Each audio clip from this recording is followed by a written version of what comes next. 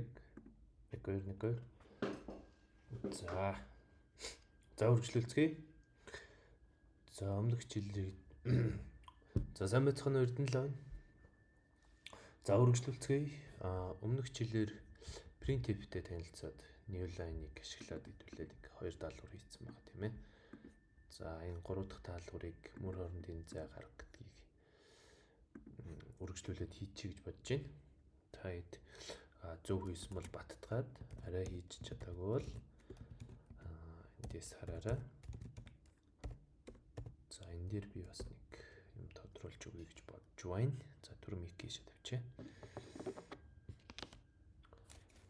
За int main бунгацаа зарлаа. За printf. За эхний мөрөгч тийм ээ. За тэгээд зай аваад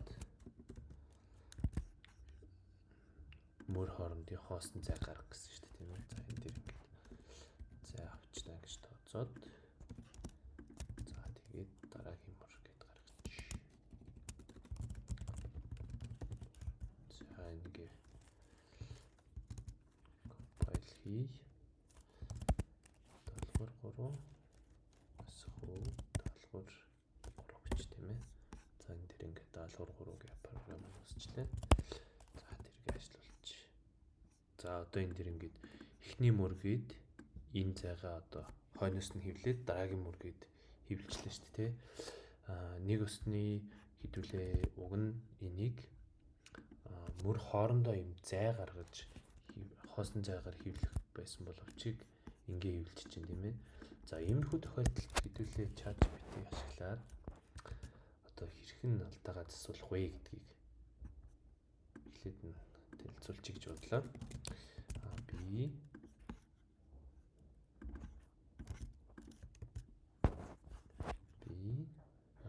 new line гэдэг энийг хэдүүлээ тодтогод өгчнө. За ийм даалгавар хийх гэсэн миний бичсэн програм буруу үр дүн гаргаж байна. Чи надад зөв үр дүн гаргахад тусалж чадах уу?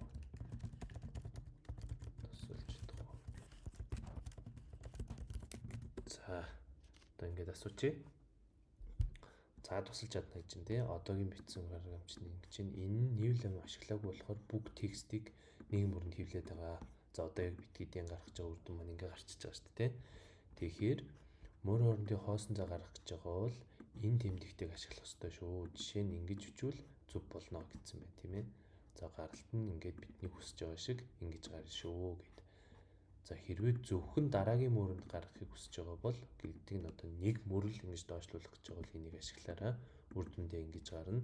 Энэ дээр одоо ингээд 2 шиг new line авсан болохоор дундаа юм зайтай гарч байгаа шүү гэж тийм ээ. За дараагийн мөрөнд шилжүүлнэ. Нэг хоосон зай нэг хоосон мөр алгасан.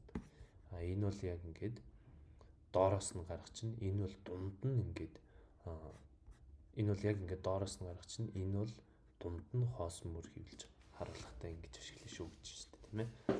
За ингээд ерөнхийдөө асууж явбал илүү амар нөгөө өөрт үлдэцтэй гэх юм уу ойлголттой болж явна гэсэн үг. Тэгээд энэний дараачаас хэдүүлээ энэ new line-тай холбоотой ажлыг бол өөртөө заавал хийх гэдэг шаардлагагүй болчихно гэсэн үг шүү дээ тийм ээ. Учир нь юу хийлгэхээ мэдж байгаа юм чинь. За чи надад энийг ингээд хийгээд өгөөч гэж дараагийн ээлжинд асууж болох нэ. За ингээд дараа эхний мөр дараагийн мөр гэдэг ингээд. За ингээд 3 дахь даалгаврын амжилттай гүйцэтгэгдсэн учраас дараагийн сэдвэлэг орцгоё. За тгий үргэлжлүүлье. Гэж биччихье. За одоо 2 дугаар сэдв маань хувьсгч ба өвдлийн төрөл гэж байгаа шүү дээ тийм ээ. За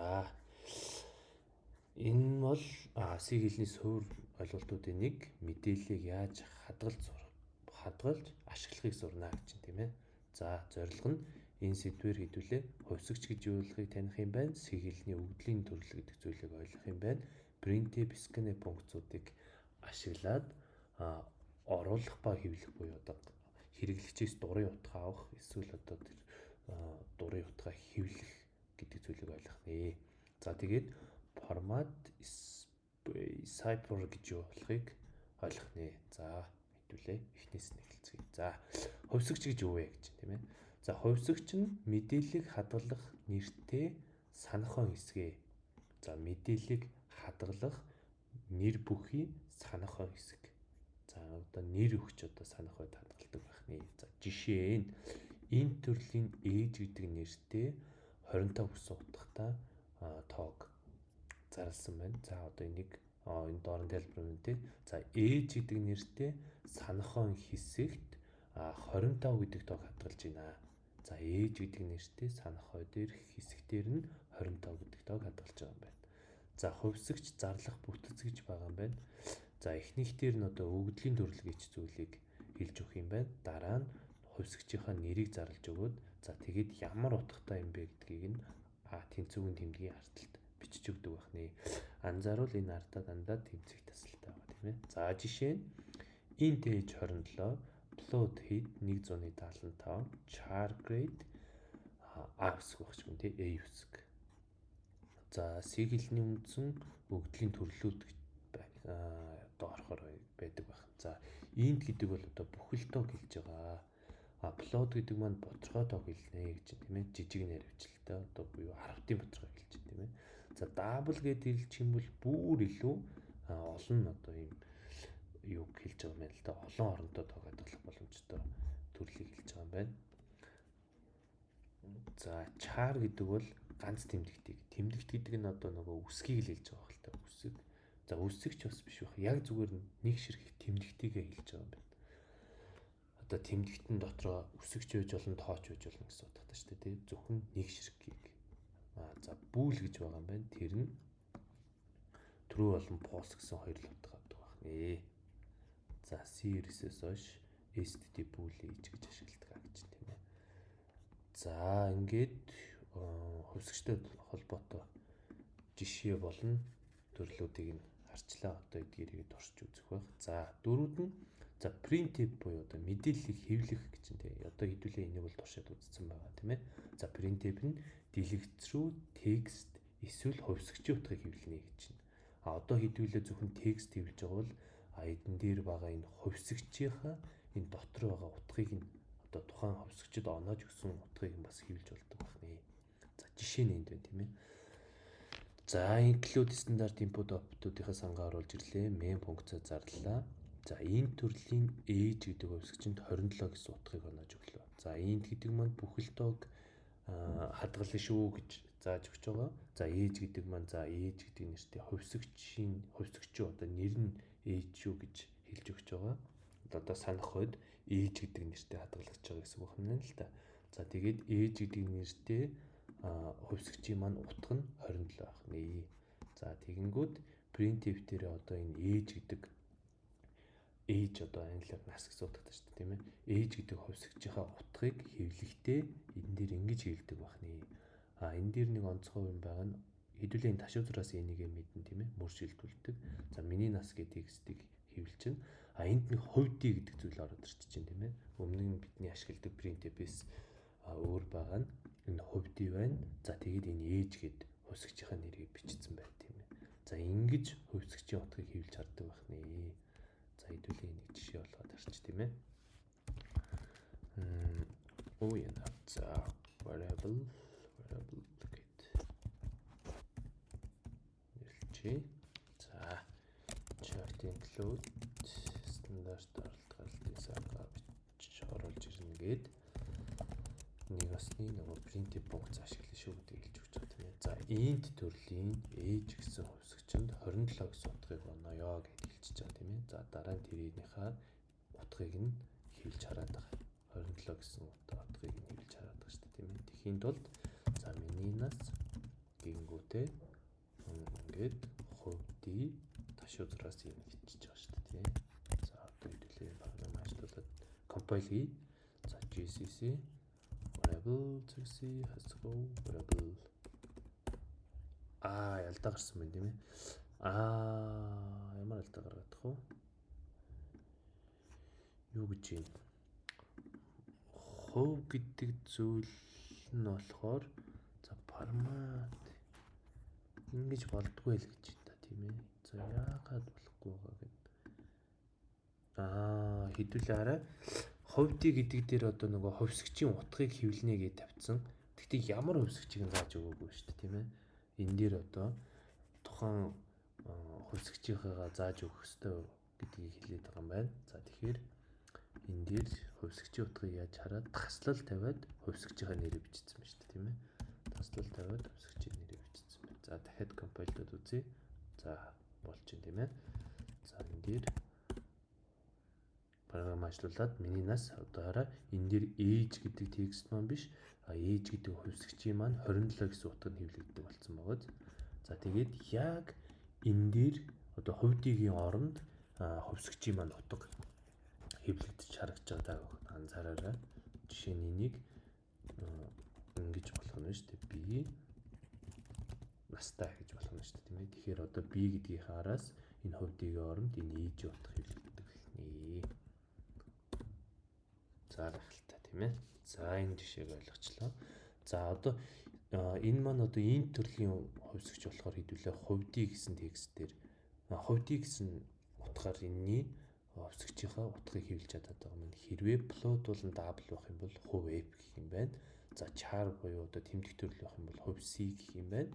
За string буюу одоо үсгийн цуг одоо урт үг байх юм бол хувь s гэж хэлнэ. За одоо энэ жишээнүүд байна тийм ээ. За хувь C одоо хувь C-ийн оронд энэ одоо хувь C-ийн оронд арт нүцсэн одоо chart төрлийн утга хэвлэгдэх юм байна. За боцорхой тооны хувьд 25 315 гэх мэт энэ утгуудыг ингэж хэвлэж харах нэ гэж байна. За нэг усны хувьсгчэнд ингэж оноох шууд ингэж хэвлэх хоёр ерөнхийдөө адилхан гэж байна тийм ээ. За харцгаая. За тэмдэг тэгэнгүүтээ аавсгийг энэ хувьсгийн оронд энэ ард байгаа энэ утгыг оруулж ирээд орлуулад тавьсан байна тийм ээ. Chart төрлийн тэмдэгтийг харуулахдаа хувьсгийг за боцорхой тоонолтыг энэ дээр нэг анзаарах юм хараа. Боцорхой гэснээр 314 гээд энийг тоймлцсан байна тийм ээ. Тэгж тоймлохын тулд одоо энэ цэг 2f гэдэг зүйлийг ашигладаг байна. За онд энэ төр бичсэн байна тийм 2 орны нэрвчлэлээр харуулна гэж. За scanf гэж хэрэглэгчээс утга авах хувьсгчд хадгалдаг үйлдэлийг хийдэг функц байдаг гэж байна. За тэрийг scanf гэдэг баг. За одоо энэ дээр age гэсэн хувьсгчэндээ одоо хүний дурын оруулсан тоог одоо хэрэглэгчээс авах утгыг нь авдаг болгохын тулд scanf-ийг ашиглах нэ. Одоо хэдүүлээ чинь бол age нь 27 гэдэг тийм шууд утгыг оноогод өгчөөд байгаа бол одоо дурын утгыг авах боломжтой. Одоо би өөрийнхөө одоо хүн болгон дээр одоо нөгөө програмаа ажиллуулад одоо насыг нь таадаг програм байлаа гэхэд за насыг нь одоо авдаг програм байлаа гэхэд хүн болгоны нас чи өөр шүү дээ тийм ээ. За бүх хүн 27 настай байна гэж байхгүй. Тэгэхээр энэ дурын утгыг хадгалдаг програм бичгийн тулд энэ scanf гэдэг зүйлийг ашиглах юм байна. За одоо энийг хэдүүлээ туршаад үзчих тийм ээ. За variable scanf гэдэг scanf зэгсийг нэрлэж. За энэ дээр хэдүүлээ толгой файлаа зарлж өгье. Сангаа оруулж ирье гэсэн үг шүү дээ тийм ээ. Энэ сан дотор одоо printf гэж байгаа бас scanf гэж байгаа хнэ. Энэ одоо цаас одоо бэлэн байдаг функцуд болж таарад тийм ээ. Энэ стандарт оролт гаралт гэдгийнхаа дотор за main функцаа зарлая. Програма main функцнаас эхэлнэ. За тэгээд энэ төрлийн age гэдэг хувьсгчээ зарлажээ. За энэ дээр одоо ингээд утга өгөх шаардлагагүй. Яагаад тэгэхээр хэдүүлээ дурын утгыг гараас авах гэж байгаа болохоор утга онох шаардлагагүйгээр үе. За printf насаа оруулна гэж тийм ээ. За насаа оруулна. За энэ дээр ингээд эхний ээлжинд дэлгэцэн дээр насаа оруулна гэдэг текст харагдах юм байна. За дараа нь scanf гээд тухайн хүнээс одоо хэрэглэгчээс гараас утгаа авах үйлдэлээ бичиж өгнө. За тэхийн тулд хувьсгчийг ямар төрлийн хувьсгчээс утга авах гэж байгаа одоо яг адилхан одоо энэ нөгөө хэвлэгтэй хэрвээ бүхэлдээ байх юм бол хувьдий гэж хэвлэе гэж хэлсэн шүү дээ. За яг тэрэн шигээ хувьдий гээд энэ дээр бол end age гэдэг одоо энэ end тэмдэглэх юм тийм age гээд хувьсгчийн хаягийг зааж өгдөг гэж тийм ээ. За нэг усны age гэдэг хувьсгчэндээ дурын утга авахдаа ийм бичлэгийг ашигладаг байна. За тэгээд одоо хэдүүлээ оруулсан Ингэхгүй шүү дээ. За оруулсан. За таны оруулсан нас. За таны нас л гэсэн үг л дээ тийм ээ. Таны нас бол ийм байна гэж оруулцгаая. За тэгээд энэ дээрээ энэ хувьдын оронд ямар хувьсгч утга харуулгыг бичвэл тийм ээ. За тэгээд return тэгээд програм амжилтад дуусвал ийм үг буцаана. За одоо хэдүүлээ энийг ажиллуулж үзцгээе. GCC scanf гээд асах уу. За энэ маань compile хийж байгаа хэсэг гэсэн үг шүү дээ тийм ээ. За scanf гээд compile хийгээд програмаа нэвчгсэн синтаксын алдааг болоод scanf гэдэг програмтай боллоо. За програмаа дуудаж харцгаая. За насаа оруулах гингүү тараа ингээд курсор маань ингээ хэвийн байралтаа одоо тогтцсон. Одоо зогссон байна шүү дээ тийм ээ. Хэвлэлт маань. За тэгэхээр одоо намайг гараас утга оруулж ийж үргэлжилдэг болоод эхэлж байгаа юм байна л да. За би бол 27 тоо гээд enter дарна. Input оруулаад enter оронгууд таны нас 27-ыг гараад ирсэн байгууз. Энэ дэр одоо ямар нэгэн ээж гэдэг үгсийг чинь 27 гэсэн утга өгөөгүй байхад энэ маань 27-ыг харуулчих шүү дээ тийм. Тэгэхээр миний одоо сая оруулж өгсөн утгыг ээж гэдэг үгсийг чинь хадгалаад тэр хадгалсан утгаа энэ дэр ингэж хэвлээд байгаа ахны. За scanf гэдэг зүйл маань ийм зүйлийг хийдэг байна. За би жишээ нь одоо 18 гэлтэй тийм хамгийн сайхнаас. За тэгэнгүүт миний оруулсан утгыг ээж гэдэг үгсийг чинь хадгалаад тэгээд дэлгэцэнд харуулж байна. За олон үгсгч ашиглах жишээ маань энд байна тийм ээ.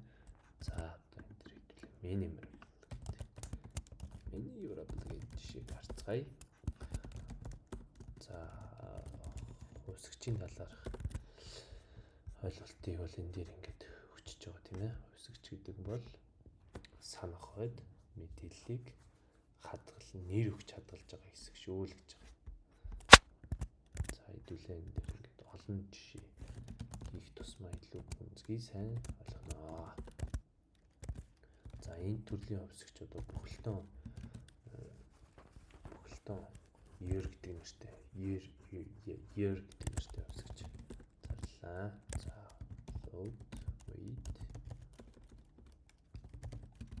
wait тачин маань одоо энэ дээр ингээд 70.5 тийм. За char усны бүлэг одоо o гэдэг үсэг энэ бол тэмдэгдэж шүү дээ тийм ээ. За энэ дээр ингээд float төрлийн одоо ботхоор тоон төрлийн утгыг чамд хадгалах хувьсгч хэрэгтэй болох юм бол float гэдэг нэртэйгээр хувьсгчаа зарлж өгнө. За одоо энэ дээр ингээд хувьсгчийн утгуудыг хэвлэцгээе. За printf онвол гээд хувьдий 2015 биш шүү дээ тийм ээ. Year гээд одоо хувьсгчийн нэрийг биччихнэ гэсэн үг шүү дээ. За он маань ийм юм байна. Чин маань одоо энэ дээр нөгөө хувь нэг оронгийн наривчлаар харуулгатай цэг 1 гээд килограмм гэж тийм ээ. За энэ дээр weight гээд харуулж байна. Weight-ийн утгыг хэвлээрэй гэдэг. За цусны бүлэг маань ямар үсгчэнд хадгалагдж байгаа вэ? За энийг ингээд хувь C гэж байсан баг тийм ээ. За хувь C гэж. За тэгээд plat гэдэг. За plat гэсэн үсгчийн утгыг энэ дээр харъя. Weight гэсэн үсгчийн утгыг энэ дээр харъя.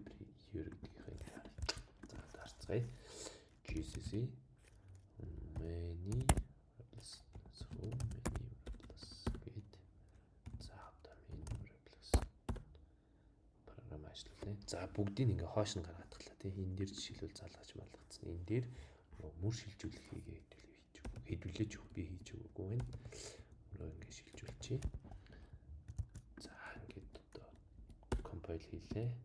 Ажиллууллаа. За одоо энэ ингээ янз гараад ирчихэ тийм. Доошо зэгцтэй гараад ирлээ. За хэдүүлээ жишээлбэл энийг хувь app гэвэл яадгийг харъя л та тийм. За алтай өгч тийм. Энэ бол одоо синтаксын алдаа болоо өөрчилж байгаа гэсэн үг тийм ээ. Хэдүүлээ дөрмийнхээ дагуу бичээгүй. Хувьдий гэдэг дээр юу бичих ёстой вэ гэхээр зөвхөн энэ төрлийн хувьсгчийн утгыг хэвлэж харуулахдаа хувьдийг ашиглана шүү. Энэ дээр хувь C байж болохгүй байна, хувь F байж болохгүй байна. За гэх мэтлэн бас ингээд туршаад хөвсий байж болж чинь тийм ээ. За тэгэнгүүт одоо энэ дэр нэг тодорхойгүй хөвсгч. Тодорхойгүй нэг юм гараад ирлээ. Гэхдээ энэ бол ер нь буруу ажиллагаатай. За хөвсий болохоор нөгөө нэг тэмдэгт хэвлэж байгаа болохоор нөгөө 2020-нд одоо энэ ASCII код гэж юм байдаг байхгүй юу? Одоо тэрнийхээ код бол хэвлэлээд байгаа юм байна л да. За тэр бол одоо тэмдэгттэй холбоотой. Sorry одоо нэг хөвсий гэдэг хэлээ 97 гэх юм бол өсөг жижиг аавыз. За ерөнхийдөө ингэж байгаа юм. Тэмдэгт одоо тэмдэгт маань ер нь ASCII код гэдэг юмтай байдаг байхгүй юу? За Монгол А өсөг бол нэг 100 хэд дээр ч үлээ байдаг. Латин А өсөг бол одоо ингээд 97 гэсэн тодор жижиг А том А гэх бүгд ийм цаана ASCII кодтой. За тэгээд нөгөө энэ төрлийн хөвсгчийг жишээлбэл хөвсийгээр хэвлж харах юм бол тухайн нөгөө кодон дээр байдаг тэмдэгтийг нь харуулад идэг шүү. Тэгэхээр нөгөө энэ яг бол алдаа биш болчихно гэсэн үг. Ягаад тэгэхээр одоо чарт төрлийн утганд тоо өгчгөр тухайн тоон дээр байдаг тэмдэгтийг нь харуулад идэг гэсэн үг. Плот бол болгож болохгүй. Энэ бол нөгөө синтакс алдаа болчихно. Ягаад тэгэхээр плот дээр заавал бутархай тоог хэвлэх хэрэгтэй. Бутархай тоон хөвсгчийн утгыг хэвлэх хэрэгтэй.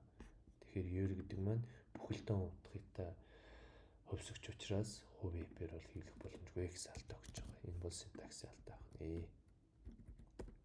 Компайл хийж одоо компьютер ч ойлгохооргүй болчлаа л гэсэн үг шүү дээ, тийм ээ. Ягаад тэгэхээр бид нэр дүрмийнхэн дагуу бичиг болохоор.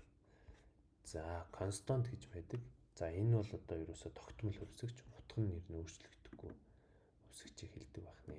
Тэрийгээ болохоор урталт нь const гэдэг биччихдэг байх нэ. За, одоо энэ дээр өөрчлөлөөд бичиж тийм ээ. За, const float энэ жижигээр бичих, томоор бичих маш ялгаатай шүү. Одоо түлхүүр үгнүүд гэж нэрлэдэг байгаа. Энэ int, float, char гэх үгнүүдийг тэрийг томоор бичих юм бол бас компьютер ойлгохгүй болчихно шүү. Тэгэхээр дүрмээ давж бичих хэрэгтэй.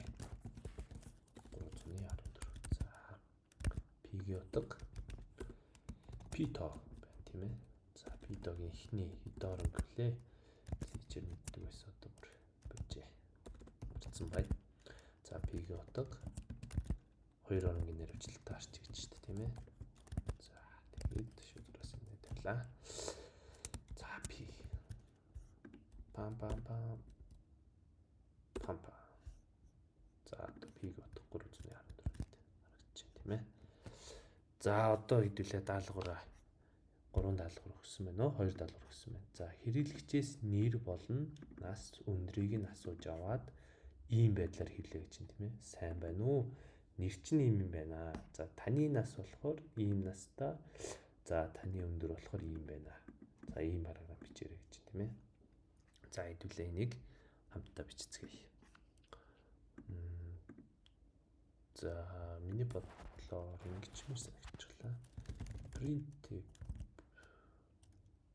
За, lesson 1 гээд фолдер үсгээд энэ даалгавруудыгаа ийш нь шилжүүлж.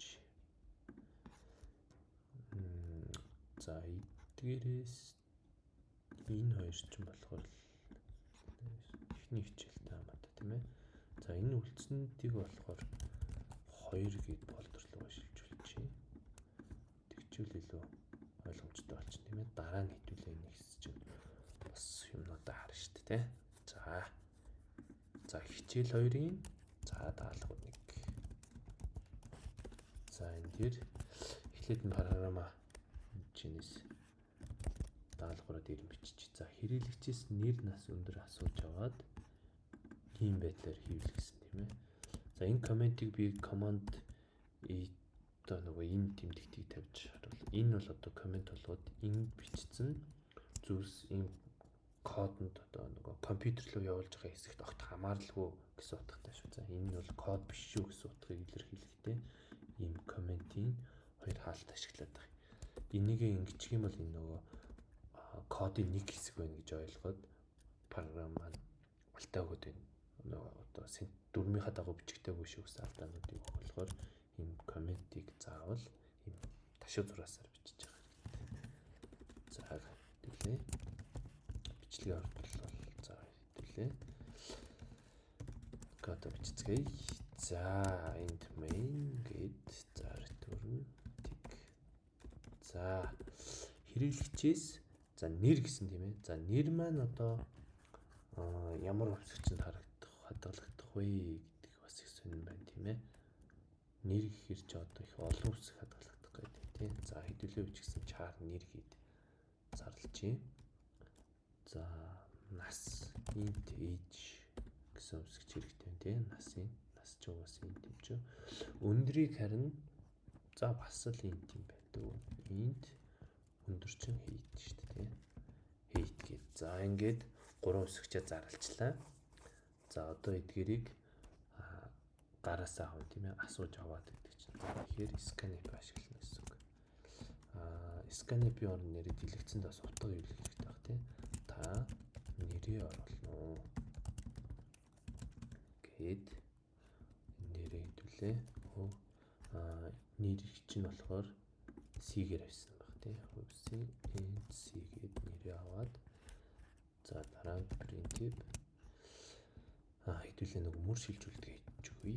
За printf та өндрөө бишээ насаа оруулна.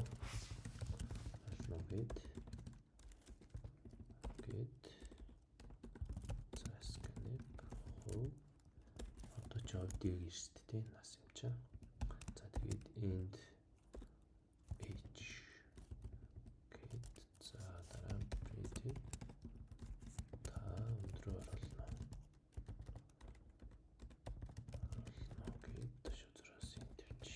За тэгээд scanf хөө and height. За тэгээд ингэж хэвлэсэн дээ. Сайн байна уу? Таны нэр гээд ихний мөрөнд сайн байна уу? Сайн байна уу гээд нэрийгээ хэвлэе гэсэн тийм ээ. Нэр хэвлэхдээ тэмдэгтийг C хэрэгстэй. За тэгээд нэр гээд зарлал биччихье. Энийг одоо нэм болгоч. Энэ нэг дурын нэр байж бол. Нэг хувьсгчийн нэр бол яаж ч байж болно. Тэгэхээр хэвлээ англиар хийж байгаа юм чи англиараа бичээд өгөх юм. За тэгээд нэр мөр шилжүүлэхгүй бол доороос нь гарахгүй шүү дээ тийм ээ. Доороос за дараа нь таны нас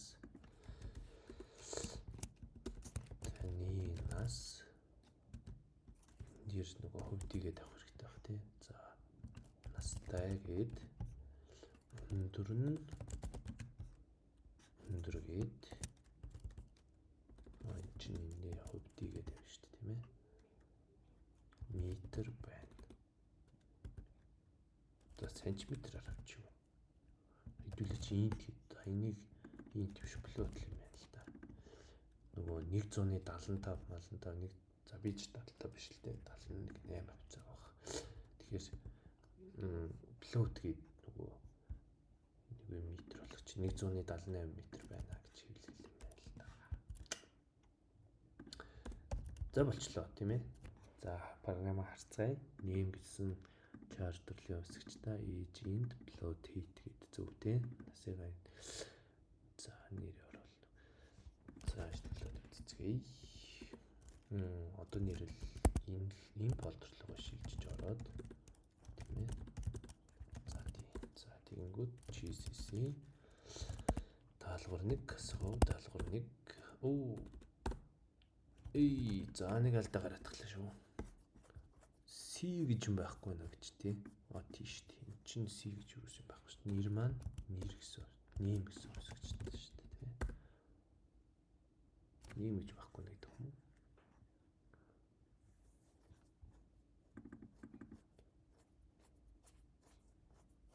За энэ маань нэг алдаа гараад тахлаа. За энэ GPT-гээс хэдүүлээ одоо зөвлөмж авах нэ. Ингээд энэ алдаага бичээд за би ийм програм бичсэн чинь за миний програм дээр ийм алдаа гараад байна. Та гарч байна. Чи надад юунаас болж байгааг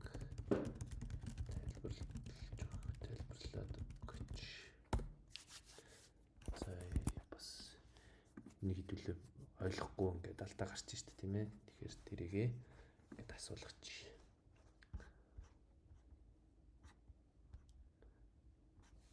За ямар алдаа гарсан байна хэвлээ хэлцгээе.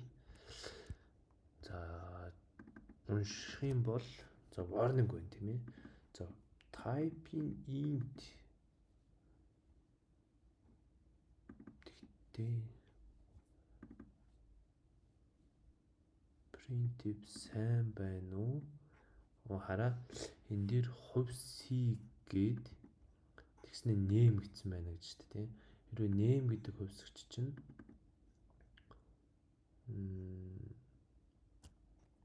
за харцгаая. Ямар алдаа гэсэн бэ? За яагаад warning гарсан гэхээр char name гэдэг бол зөвхөн ганц тэмдэгтээр зарласан гэж байна. Тийм шүү дээ тийм ээ. Char гэдэг чинь одоо зөвхөн нэг ширхэг тэмдэгтийг хадгалдаг. Тэгтэл хүний нэр чинь урт байгаа шүү дээ тийм ээ. Олон үсэгтэй байгаа шүү дээ тийм ээ. Эрд н далаа.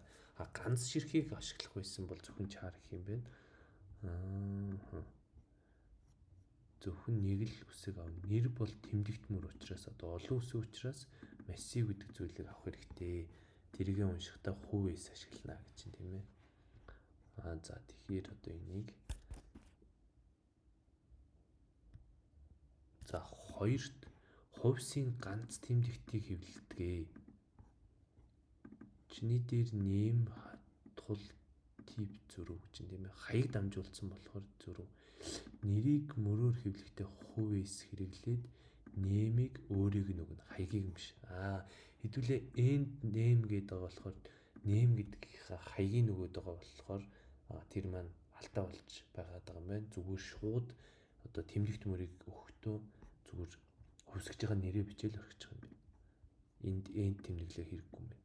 Тэмдэгт мөрийн хувьд бол таны нас формат дотор хувьдий байгаа ч утга дамжуулаа гэдэг бол одоо энэ дэр нөгөө хэдүүлээ хувьсгчаа бичээг орхисон юм биш үү? Яг эхний энэ хувьдийг оронд ямар хувьсгч байх хэвээр тэргээ бичээгүй байна. За тэрийг хэлж. За энэ зөв хөлбөр нь энэ байна гэж чинь тийм ээ. За хэдүүлээ энэс өмнө алдаануудаа энийг доотлыг нь харахгүй бол алдаа засах гэж үзтээ тий. За энийг хэлээд засчих. Энэ дээр одоо ямар хувьсгчийн утгуудыг хэвлэхийг нь дараалал нь бичих хэрэгтэй байна.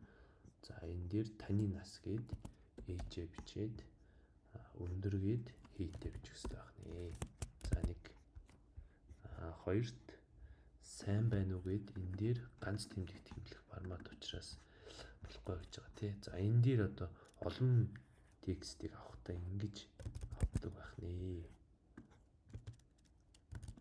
За энийг одоохондоо энэ төвшөнд мэдээд орчиход зүгээр хэдүүлээ нөгөө нэг арья гэдэг зүйлээ үзчих юм бол бүр илүү амар ойлгочно.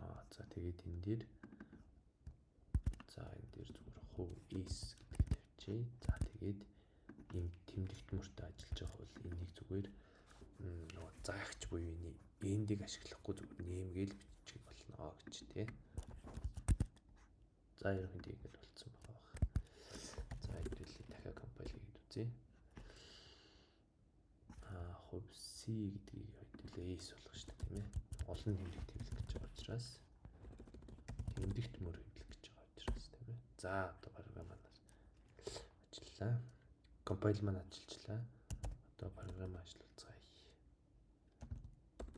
За даалгавар ингээд. За та нэрээ оруулах гэж байна. За Эрдэнэ Далай.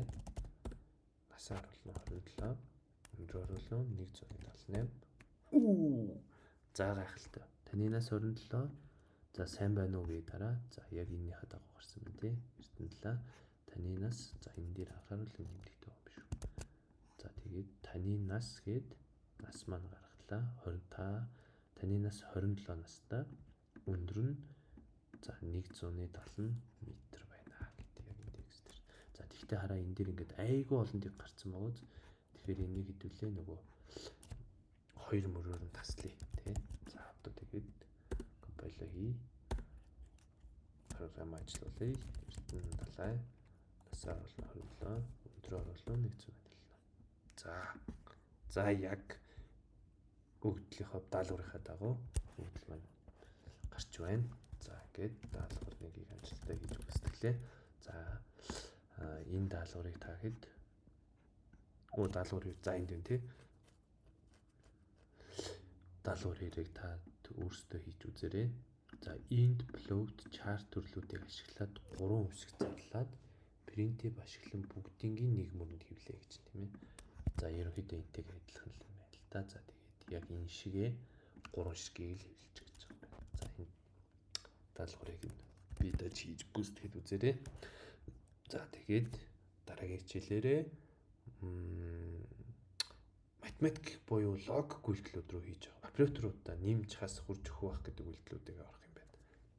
За дараагийн хичээлээр уулзцгаая.